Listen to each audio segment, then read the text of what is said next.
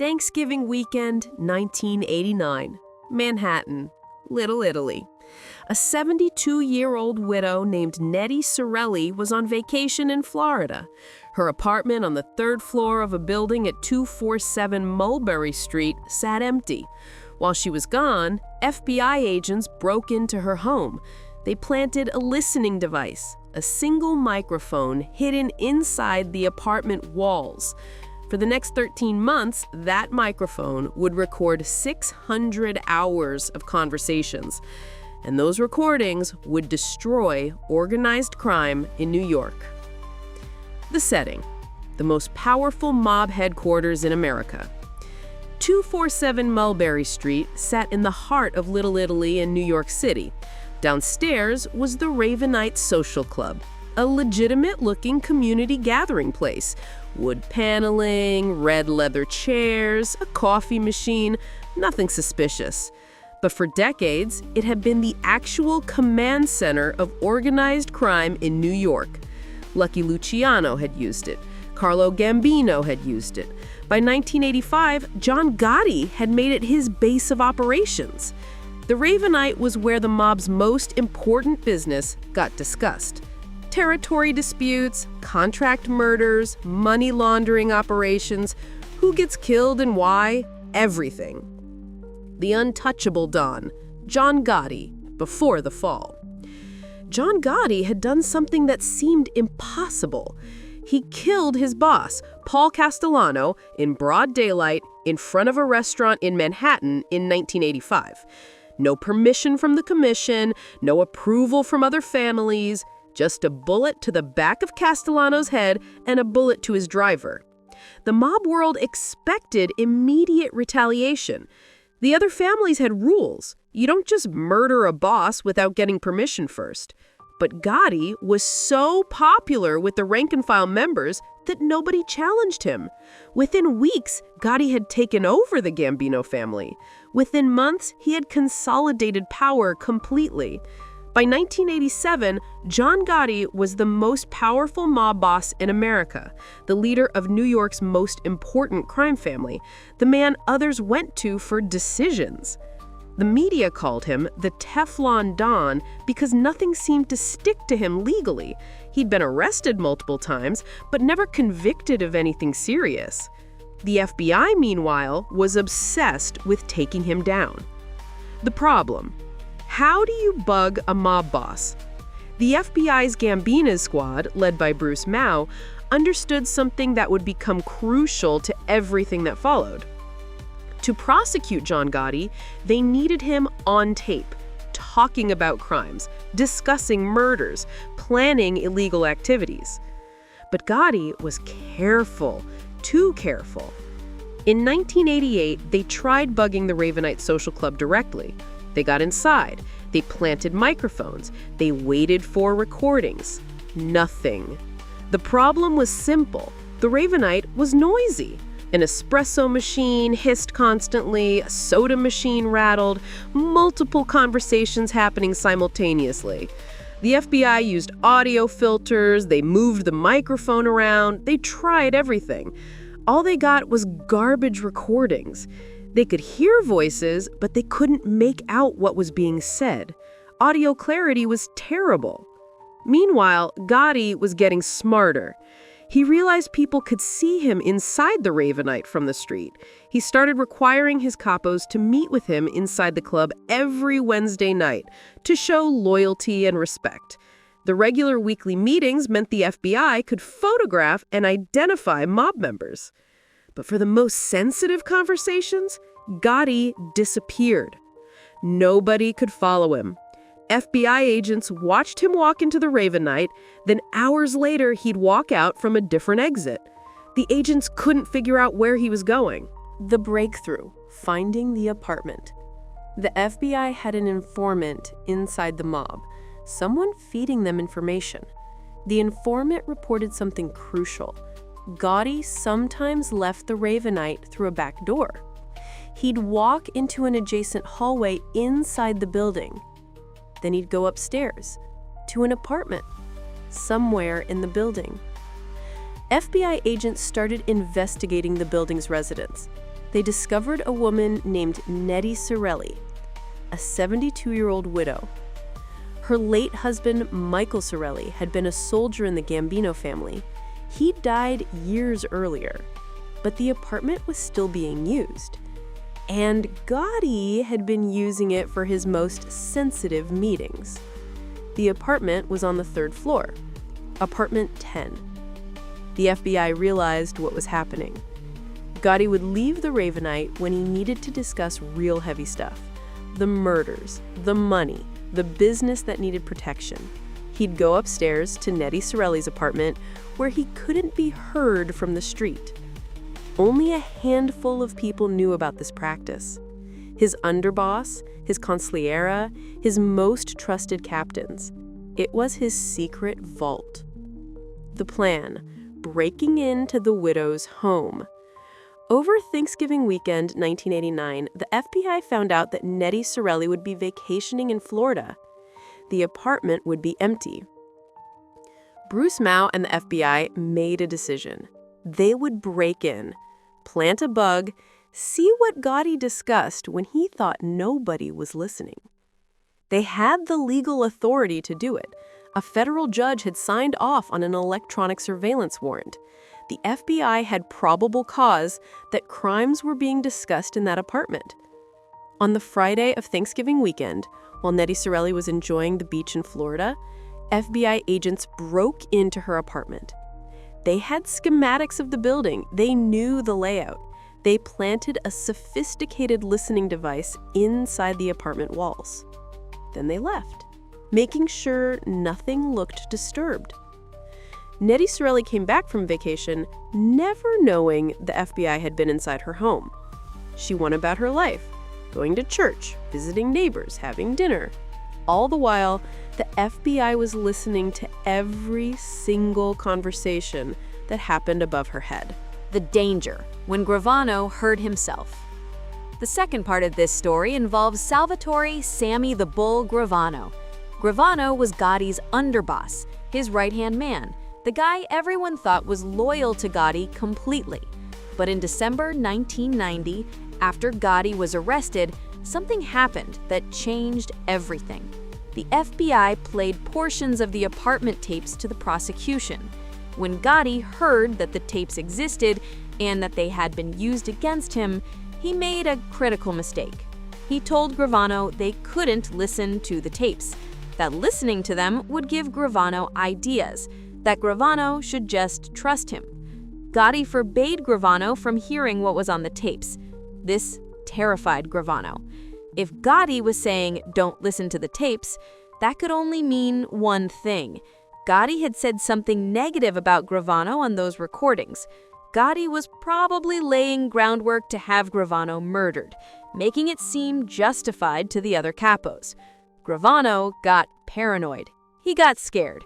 When the FBI approached Gravano and offered to let him listen to a portion of the tapes, Gravano said yes immediately. They played him a recording of Gotti making bitter, insulting comments about him, disparaging remarks, comments that showed Gotti was setting up Gravano's murder.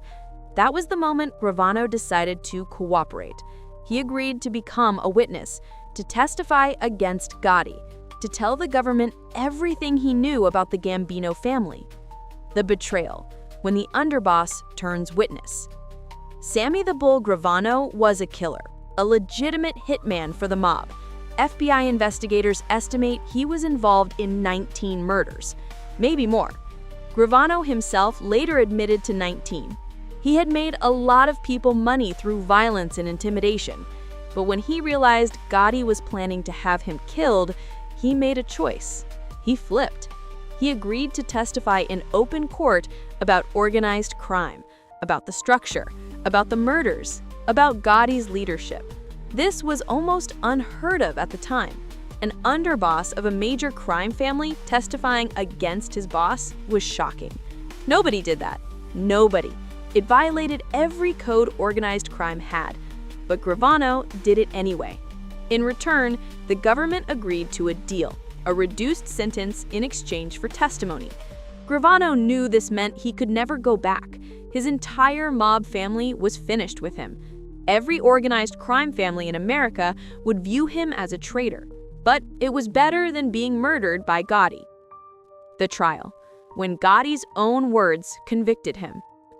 In 1992, John Gotti went to trial for racketeering, murder, illegal gambling, and numerous other crimes.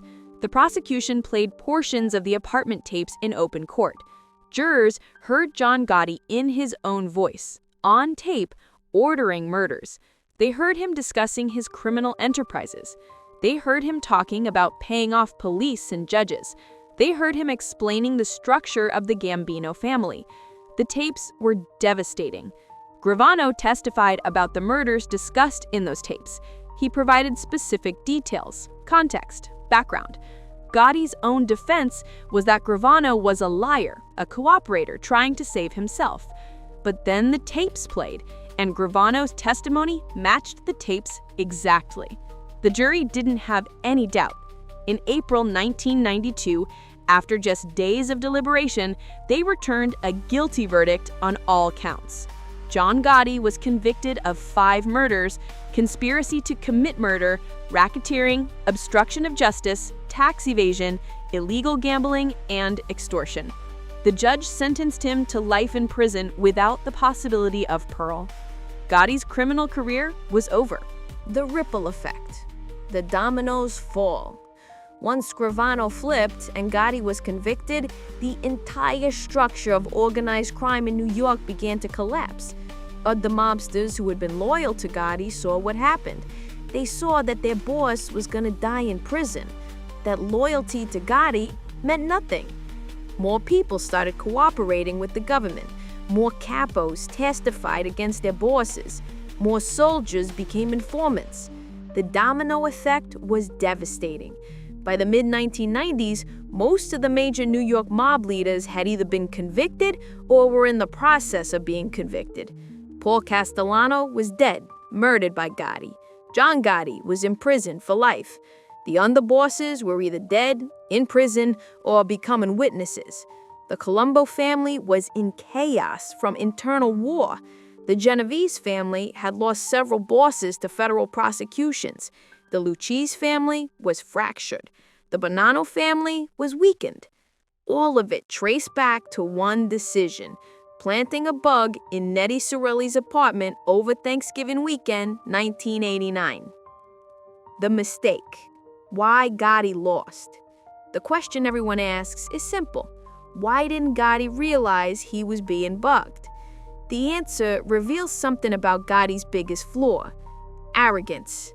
Gotti believed he was smarter than the FBI. He believed he was untouchable. He knew the apartment was being used by previous mob bosses for sensitive conversations, but he never thought the FBI would go to the effort of breaking into a widow's apartment. He never thought the FBI would have the patience to plant the bug and wait. He thought his security measures were good enough, that using an apartment instead of the social club was sufficient protection. He didn't account for the FBI's persistence, what illegal authority, or their ability to get access to buildings. Gravano later said that Gotti's decision to require everyone to meet at the Raven Night every Wednesday was stupid. It was a vanity move. It let the FBI photograph everyone. But when Gravano warned them, Gotti insisted. He needed to see his capos. He needed them to show respect by showing up. His arrogance killed them. The building. What happened to 247 Mulberry Street? After Gotti's conviction and imprisonment, the FBI moved against the building. In 1997, federal marshals seized 247 Mulberry Street. They filed papers claiming the building was the property of organized crime. Under a legal theory called civil forfeiture, the government can seize property if it's used for criminal purposes. The building was forfeited to the government. It was auctioned off. A new owner took over. Today, 247 Mulberry Street is a shoe store on the ground floor. The old Raven Night Social Club is gone. The apartments above are still apartments, but they're no longer mob headquarters. The building that once was the nerve center of organized crime in New York is now just another piece of real estate in Little Italy. The legacy. how one bug changed everything. The bug in Nettie Sorelli's apartment became the template for how the government fought organized crime going forward. Wiretaps and bugs became standard tools. The FBI invested heavily in electronic surveillance training. They figured out how to plant bugs in almost any location. They realized that a single conversation could provide more evidence than years of investigation. The lesson was clear. Organized crime bosses could be brought down by their own words. Within a decade after Gotti's conviction, most of the major mob bosses in America were either in prison or dead. The FBI had learned how to systematically dismantle organized crime using electronic surveillance. By the early 2000s, the traditional American Mafia was essentially finished as a major criminal force. It didn't happen because the FBI was tougher.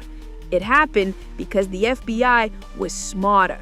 They learned to listen instead of just watch. They learned that patience paid off. They learned that sometimes the best evidence comes from the target's own mouth. The irony, what happened to the key players? John Gotti died in prison in 2002 of throat cancer. He was 61 years old.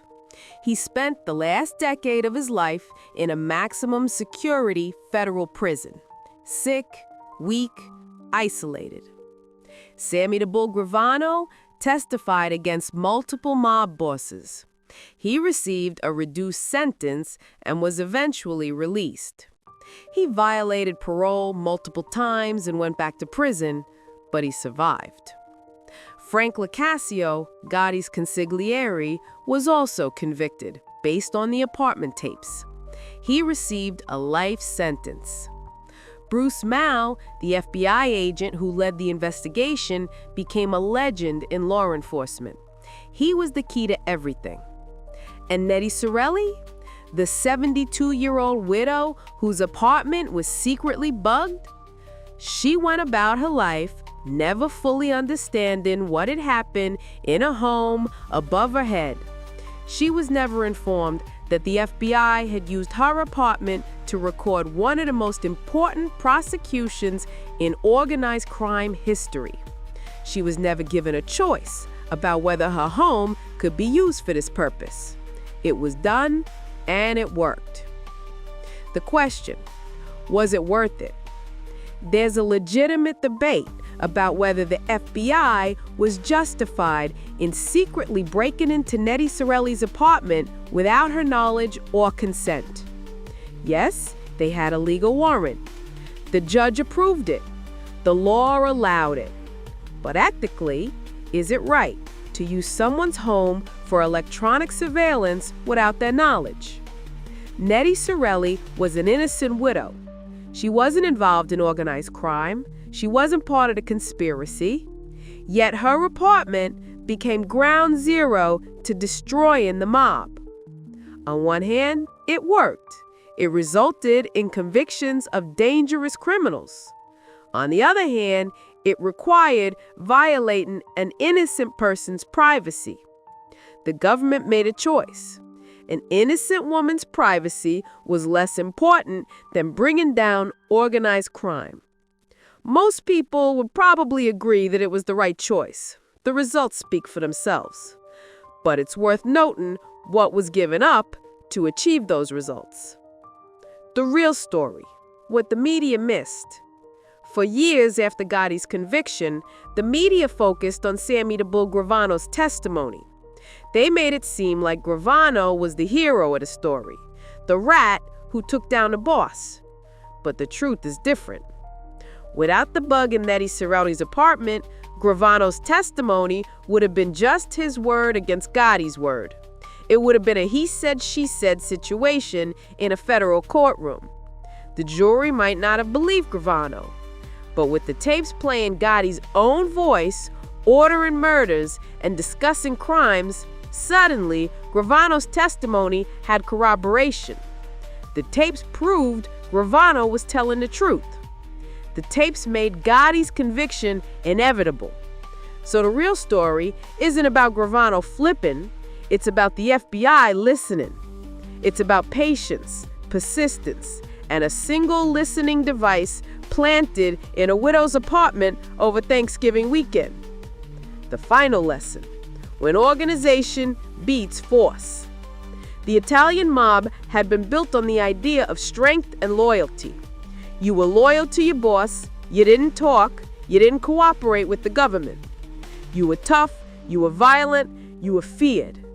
But organized crime in America learned the hard lesson in the 1990s. Strength doesn't matter if you're talking. Loyalty doesn't matter if someone's listening. Fear doesn't matter if your own words convict you. John Gotti had every advantage. He had thousands of soldiers. He had police on his payroll. He had judges with connections. He had money, power, respect. But he lost to an FBI agent planting a microphone in an apartment. He lost because he thought he was smarter than the system. He lost because his arrogance made him careless. He lost because he didn't understand that in the modern world, electronic surveillance could beat even the most powerful criminal empire.